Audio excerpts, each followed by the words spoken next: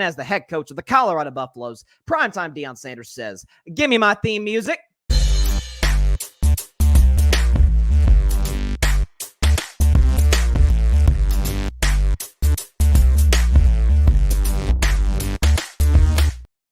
On this week's edition of Carving Up the Contest, we're going to be talking about the Milwaukee Bucks, who again lost last night in the game we just talked about, 128-124 in double OT against the Los Angeles Lakers. Now, Giannis Antetokounmpo was Giannis, 29 points, 21 boards, 11 assists, 14 and 25 from the field, only took 1 3-pointer, but kind of ran out of gas down the stretch. Damian Lillard himself, by the way, 27 points, 8 assists, and 5 rebounds, typical Damian Lillard stat line. And hit some big shots down the stretch in some of the overtimes.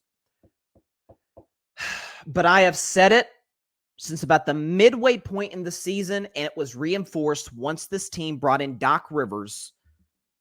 I do not buy the Milwaukee Bucks as a championship contender, despite being in a very weak Eastern Conference. Because to me right now, there are 3 teams that I can plausibly see holding that Eastern Conference title trophy and facing the winner of the West this June. Boston Celtics, obviously, the Knicks, and the Miami Heat. That's it. I don't buy Philly. Call me when Embiid gets to a conference finals. Again, he is the only MVP to have never done that. Call me when Embiid does that. And because even though I do like Nick Nurse, Maxey's a solid 2. I don't buy the Sixers at all because I don't trust Embiid's health. And even when he is healthy, he tends to put up some pretty horrible performances late in second-round playoff series. Don't buy the Sixers at all. Don't buy the Cavs. They can't score consistently. Donovan Mitchell has yet to have a signature playoff moment. So put the Cavs aside. Don't buy into them. And I don't buy the Milwaukee Bucks. Here's why.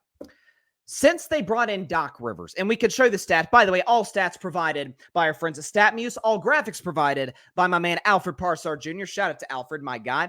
Since hiring Doc Rivers, the Bucks are an average basketball team in every sense of the word down the list there, down the board. And I can read it off for the podcast audience. The Bucks, since hiring Doc Rivers, 16th in offensive rating, 14th in points per game, 15th in rebounds per game. Bucks got Brook Lopez, Giannis, Bobby Portis, middle of the pack in rebounds per game, 15th in assists per game, 12th in defensive rating, 12th in points allowed per game, 14th in net rating, and they're tied for the 15th best record in the NBA since Doc Rivers became the team's head coach. In every sense of the word, no matter what metric you look at, this is an average basketball team. Don't let the overall record fool you. Do I believe Adrian Griffin would have taken this team to new heights? I do not. The fact that there was this many locker room issues that quickly, that's a bad look. Now, I hope Adrian Griffin gets another opportunity down the road, maybe an opportunity for a team to kind of rebuild, an operation as opposed to taking over a championship-ready roster. Not many coaches can do that. Adrian Griffin's not one of them, but neither is Doc Rivers. I will say now what I've said for a long time. I've never seen a coach in my life. We don't give Mike McCarthy this for the Cowboys. I've never seen a coach in my life get so much runway off of a title he won now 16 years ago. George Bush was president the last time the Boston Celtics won a championship. Obama was in his first term the last time they got to the finals with Doc Rivers. The last time Doc Rivers got to the finals. The 3-1 blown leads with the Clippers. The rough playoff series in Philadelphia. He's blown some 3-1 leads with the Orlando Magic. This isn't just necessarily just a Doc Rivers segment, but more than anything, this crystallizes the issues with the Milwaukee Bucks. They're not that well coached. Did losing Drew Holiday hurt them tremendously in the defensive end? You better believe it. I believe strongly that Drew Holiday is the best guard defender that we have seen since Tony Allen. To me, Tony Allen, with respect to Gary Payton and all the great Michael Jordan, all the great guard defenders of years past, of decades past in NBA history, to me, Tony Allen's the greatest on-ball guard defender I've ever seen in my life. He was awesome. Holiday's not there, even though he's getting up there in age, but man, he's good. And you're seeing the impact he's having right now with the Boston Celtics. Do I blame them for making the Damian Lillard trade? I don't, because I love Dame, and I want to see him with an opportunity to actually have a chance to compete for a title, which this year I'm not quite sure if that's going to be it. And number 2, guys like Giannis, it takes the Bucks once every, 50 years to come across players like Giannis. They went from Kareem, then they had decades of pretty much being an irrelevant franchise. They get Giannis, develop Giannis. You see what he is now. They had to keep him because there were rumblings, there was whispers Giannis could leave the Milwaukee Bucks in free agency next summer. You had to bring Damian Lillard in to prevent that from happening, just like you had to bring Drew Holiday in 2020 to prevent Giannis from leaving in 2021 in free agency. And guess what? You got a championship out of that, so mission accomplished. But this has been a poorly handled operation from the start. The fact of the matter is, if you look at the Milwaukee Bucks, I'm sorry, I don't think they're that deep of a team, at least as deep as they've been in years past. Connaughton isn't as effective as he used to be. Bobby Portis is still excellent off the bench and could give you a really good boost if he has to play in the starting lineup at times.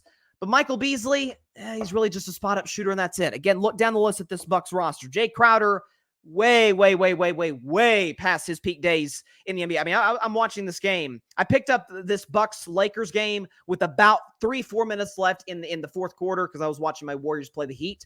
And I'm watching, I'm like, man, why is Jay Crowder in the last 5 minutes of a tight game against the Lakers, especially as you're slowly blowing the lead? Chris Middleton has not been the same Chris Middleton since the 2021 finals because of those injuries.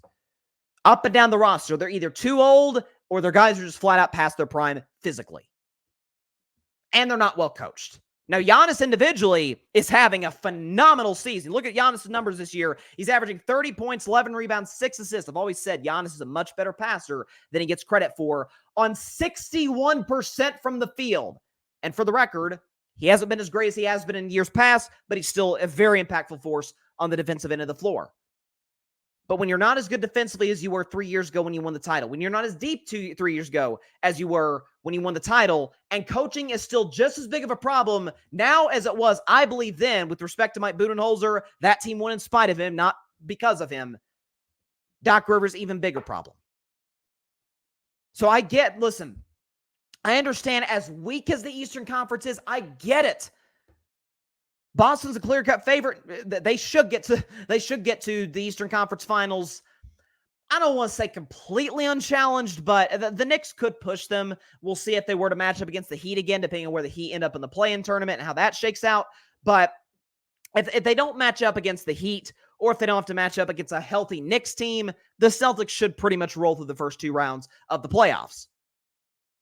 Milwaukee's in a spot where right now they'd have to play 3-seed Cleveland. I'd absolutely pick the Bucks because I'm sorry, the Cleveland's not going to beat a team whose best player is Giannis, second best player is Lillard. The Bucks have the 2 best players in the series, championship experience, and the Cavs have won literally nothing since LeBron left. So I'm not going to pick the Cavs to beat the Bucks. That would be asinine. But in the second round, Milwaukee would have to face, the Bucks have to play the Cavs in the second round. My bad. But they could match up, as we sit here today. I messed that up. They could match up against the Cavs in the second round. But as we sit here today, the 6th seed are the Indiana Pacers. The 7th seed are the Miami Heat. Now, as the 7th seed, Heat, if that holds, in theory, they would have to win a play-in game. Let's assume they won the play-in game. You're telling me the Milwaukee Bucks are going to want to face a team that in the last 5 years has gentlemen swept them twice?